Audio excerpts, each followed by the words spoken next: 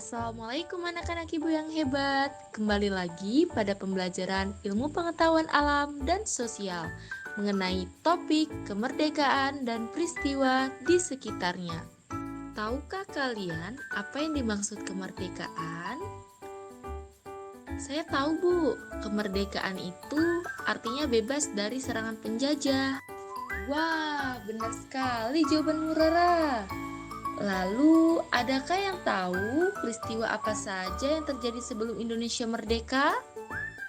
Yuk kita pelajari secara bersama sebagai bentuk pemahaman serta menumbuhkan rasa nasionalisme terhadap bangsa kita.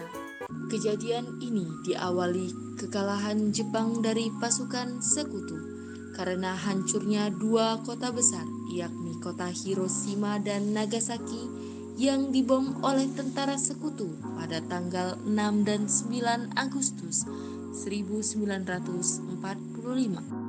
Pada tanggal 15 Agustus 1945, Jepang menyerah tanpa syarat pada sekutu. Kaisar Hirohito tampil di radio nasional Jepang pertama kalinya, mengumumkan Jepang menyerah. Berita kekalahan Jepang dari sekutu tidak seketika tersiar ke berbagai negara.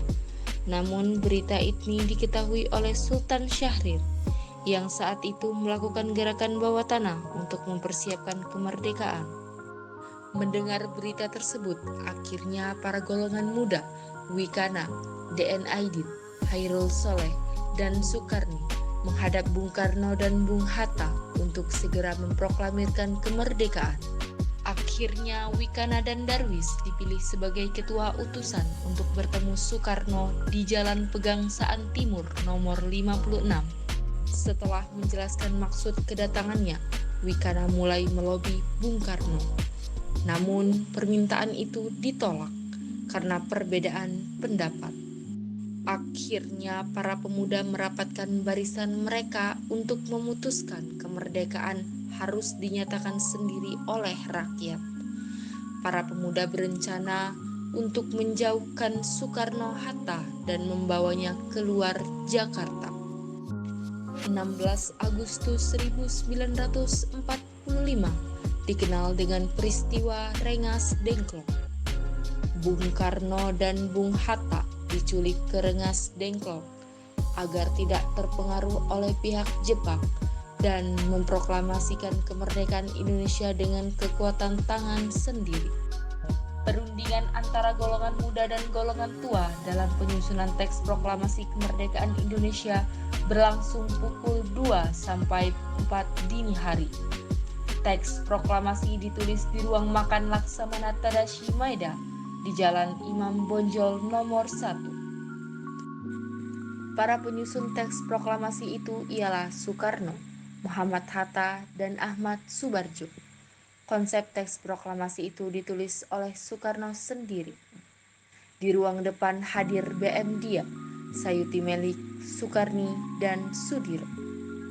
Sukarni mengusulkan agar yang menandatangani teks proklamasi tersebut ialah Soekarno dan Muhammad Hatta atas nama bangsa Indonesia.